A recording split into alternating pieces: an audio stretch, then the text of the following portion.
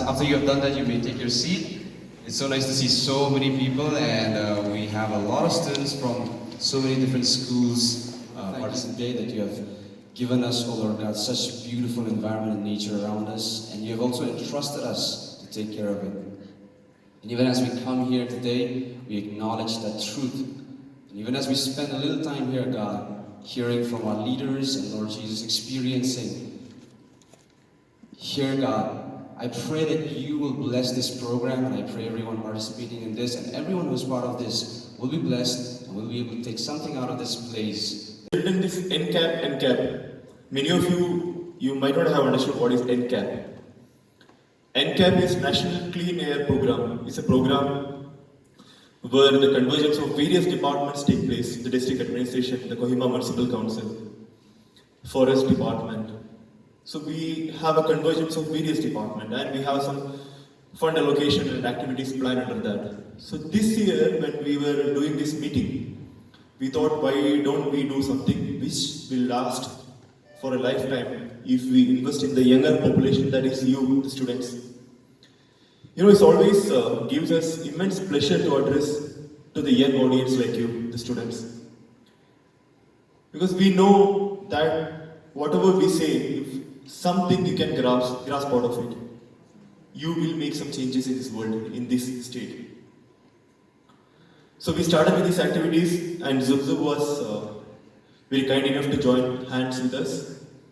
So they are doing all the field work, they are training you, the volunteers, they are roaming around in different wards. So after this World Environment Day, then all these volunteers, all of you will be going to your respective colonies and schools, and you will be creating awareness to all of them. So those activities are planned in second and fourth Saturday, and this will go for another 2-3 months.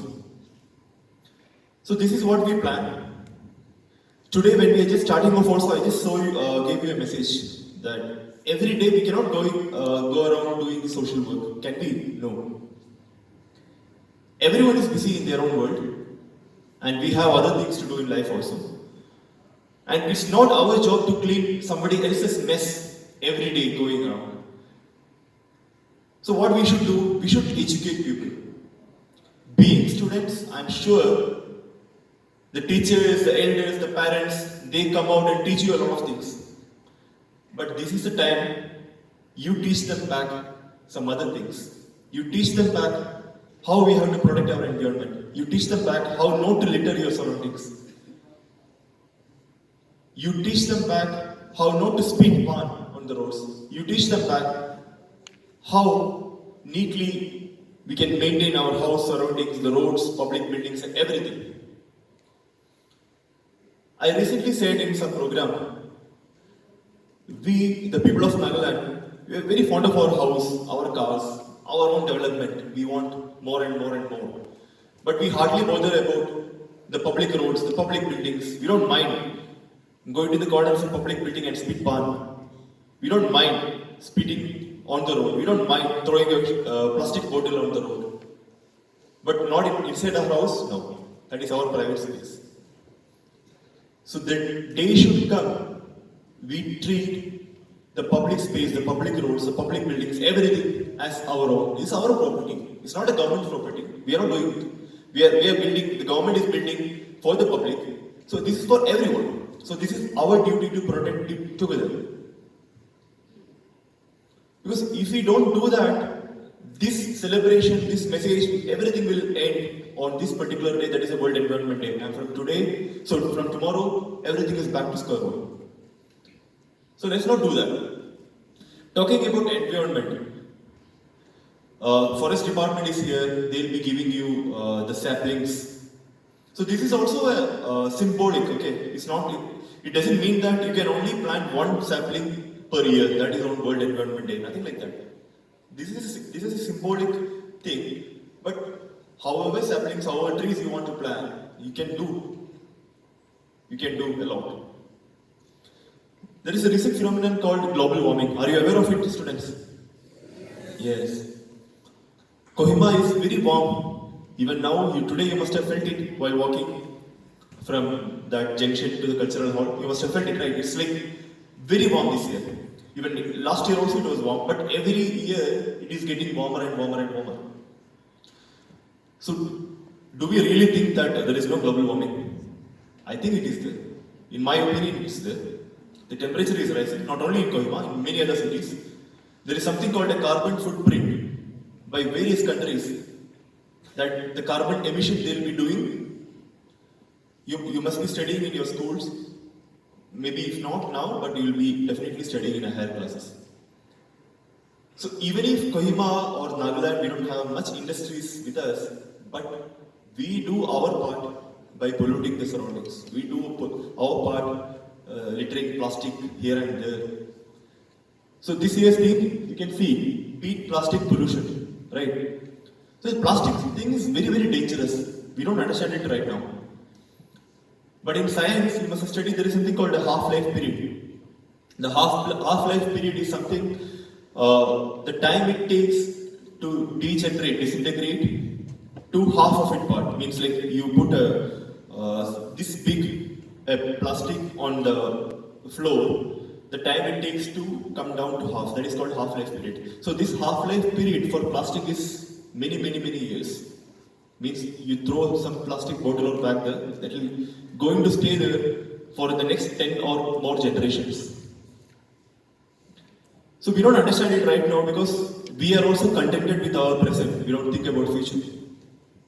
There is something called sustainable development. Sustainable development is something in which we use the resources keeping in mind that the upcoming generations also have the right to use it. They should also have something. That is called sustainable development. For this, afforestation or beating plastic pollution is very, very, very important. So this message, I am sure you will be taking it back. And let's not keep different yardsticks. If you are outside Nagaland, if you are outside the country, we keep our surroundings very clean because we know very well that if we litter a plastic paper or plastic bottle or cover, we'll be fined by the government there. But here, nothing will happen. Nobody is going to question you, so we don't do that. This message, students, dear students, you'll have to make it reach to your, not only to your schools, even your surroundings. And tomorrow, if you find someone in your house or surroundings doing something like this, go and tell them politely that this cannot be done, these are the effects. Maybe they'll laugh at you first, but it's okay. Keep telling that. There is nothing to be ashamed of in telling others that don't do it. So that is why even all of us, whether it's administration, smart city, Kohima Municipal Council or Zub Zub, we tried and we planned to invest on the school students, knowing very well that you can spread this message to a long way. Changes will come. I'm not hoping Kohima will be 100% clean city by tomorrow. But if we contribute our bit, if we can do something, the changes will come. Though it is slow, but it will definitely come over the years. Even today we felt very happy while walking up because it was clean. Not only we were doing it and some colonies were also doing it. So I appreciate all the wards who have come here or who couldn't come here because of the social work. You all have done a wonderful job. So if we come together and do something like this town looks very clean and we feel so happy that it looks clean. The standard is improving, Kohima standard is improving. Otherwise the time will come. Kohima is a small geographical area. We have so many buildings, we don't have a proper building bylaws. We have so many buildings coming up, we have so many vehicles coming up. Every year 800 to 1000 new vehicles are going out on the road in Kohima. So more vehicles means what comes out of the vehicle? The smoke. The smoke is what? Carbon monoxide, right? You know carbon monoxide, you must have studied in chemistry. So carbon monoxide comes out. More pollution again. So first, protect our surroundings, don't litter. Second, even if we have a car or we are a family of 3 or 4, we don't need 2 cars, right? We need only 1 car. And whenever you take the car out, like as far as possible, travel together. Or if you are going somewhere nearby, you can walk. Walking is the best exercise. No need to take car. So you can contribute in a lot of ways. We don't understand that. We always wait for the others to first initiate. Let him do that or let her do that, then I'll do. Why should I do it alone? But millions and trillions of small droplets make a big ocean, right? So if we don't think from our side that I will contribute to this, I will do like this. If you motivate so many others to think in the same way, then things are not going to change. So this is a small message I wanted to give all of you on the World Environment Day.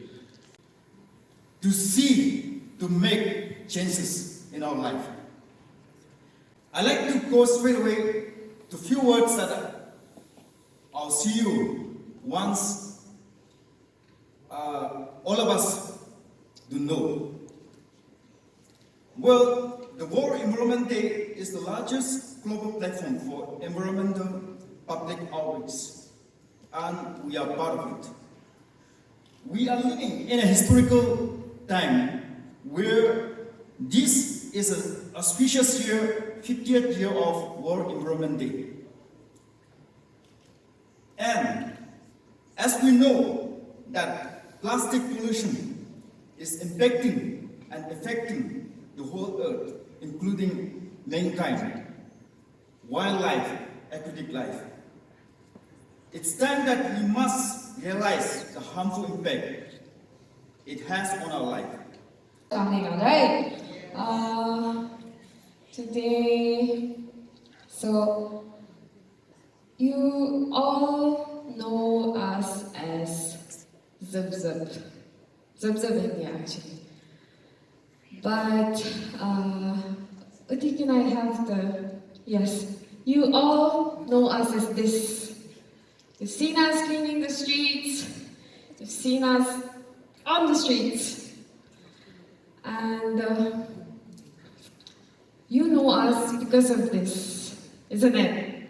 Right? You know us because of this. And yes, our heart is for the city, our heart is for the people here.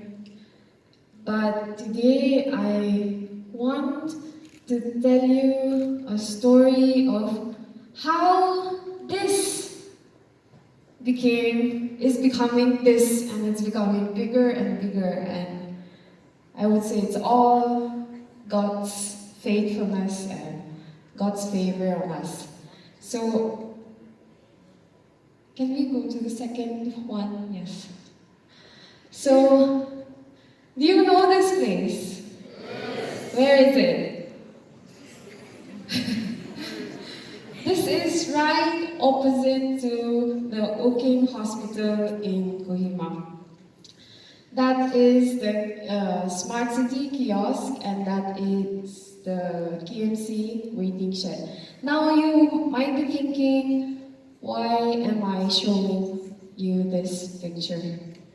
I want to show you this picture because street cleaning, all this, people wearing vests, people cleaning the streets, us cleaning the streets today, all started from here. On January 2021, I wanted to study human behavior, and so I picked up one place in the entire of Kohima, and I told myself, I'm going to clean this for a month, and I want to see how humans are going to react towards it. So I went and picked up this location. And turns out it belonged to, it was under, the kiosk was under Smart City, and the waiting shed was under Kohima Municipal. So I wrote a letter to Smart City telling the CEO to give me this place for a month, and I will clean it. That's what I said, and I got it for a month. And so I calculated my time. I made my plan. So everybody knows that there are 4 weeks in a month, right? Yeah. So for the first week of the month that I got to clean this, I thought, okay, I will go at night. I will go in the morning at 4 maybe to go and clean this. Okay, can we go to the second slide, please? The second, yeah. And so I couldn't go alone because it's dark. So this brother, he lives with me. So, and I drive a bike actually. So I took my bike and this stool. We took a stool and can we show them the next one of them? Yeah. And we would carry water in this jerrycan. And then a bucket, the white bucket, itu bucket pani dali na mo'y gorong siya. Mula morde. So I brought that bucket, I brought this jerrycan, and then I took that stool, and then I would tie a broom. So I would drive my bike, this will go under my dicky, and then this brother here, he will carry the stool, and he will carry the broomstick. And we will go at 4 o'clock in the morning to that waiting shed to clean it. So 1 week passed, and then in the morning we would clean it, and during the day we will go and check it. And it'll become the same thing again. Spick and span, we'll stand on the stool, we'll wipe all the glass, and then we'll go, but at the end of the day we come back and we check it. And it's the same thing again. Can we go to the next one? Yeah. And so I have 4 weeks now. 1 week is gone. Failed. 1 week failure. So this week, the second week, I decided, okay, it's not working in the morning, so I'll go at night. So at night around 10:30 to 11, that's when I went. And that's when I went and we would clean it and then we would go and check it. She's an American poet and author. Quote, "He who plants a tree plants a hope," unquote. Today we will all take this small step of planting or starting a hope for contributing towards saving the earth, okay? And when I say contribute, it means contributing in saving the earth by adapting or changing our lifestyles. As we have already heard from the previous speakers, our DCSR has also clearly spoken about it. So these are some of the lifestyle changes that we can make to contribute to saving the planet Earth. And then our generation is now facing the brunt of climate change, global warming, plastic pollution, and it is because of our lackadaisical attitude towards our own actions. So it is the choice that we make. It depends on the choice that we make to contribute in saving the planet Earth. So consider ourselves very fortunate that our generation also has the power and the responsibility to reverse this change that is happening around us today. So what can we do about this? You must be having so many things running in your mind right now. Let me add to everything what you have in your mind today by showing you how planting a tree can contribute towards saving the earth. To remind us all, trees are a very vital part of our environment, and just like our lungs are to our body, the trees are lungs to the earth. All right. So just imagine when your lungs are diseased or something happened to your lungs are removed from your body, what will you feel? How will you feel? So that imagination, I leave up to you, okay? And coming to the importance of trees, I'm sure you all must be knowing very well, but just to remind us again, everybody just take a deep breath. Okay, so this air that we breathe, we get from the trees, the oxygen, everybody knows that trees gives us oxygen. It improves the air quality around us and thereby reducing respiratory diseases like asthma or heart diseases, etc. The second thing that I would like to share is, a single individual tree is home to a number of organisms, microorganisms, macroorganisms, from fungi to wild animals to humans, So this ecosystem you all must have read in your science subject. ecosystem is already a delicate, it's a dynamic and a very complex process, okay? But then it is very fragile at the same time. So we all have to be very careful and conscious about our actions. Without thinking, felling off the trees or throwing our plastics, single-use plastics here and there, all these actions should be very awarely or consciously taken care of. And then, since we are considered, our species, the Homo sapiens, are considered to be the species with highest intelligence in the ecosystem, so it is our sole responsibility, I feel, that we should take up to be more conscious about our actions. Another thing is, trees also are a source of food for wildlife, for animals, for birds, okay? For example, we get the mango fruit from the mango tree, we get the apple fruit from the apple tree, and likewise, there are so many other wild species of fruits that the trees produce in the forest for wild animals and birds, okay? Another thing is, trees gives us shade, it cools the air around us, and also it improves the looks of our surroundings, our streets, our cities, our towns, okay? So today, keeping all these things in mind, we are going to contribute to planet Earth by planting a tree. After this program, each of you will get a sapling, a tree sapling, and your assignment will be, as we were discussing with Ms. Pelignon, that you will consider this tree as a pet, okay? How many of you have pets at home? Cat pet or dog pet? Oh, so nice, thank you. So I'm sure you have a name for all the pets in your house, right?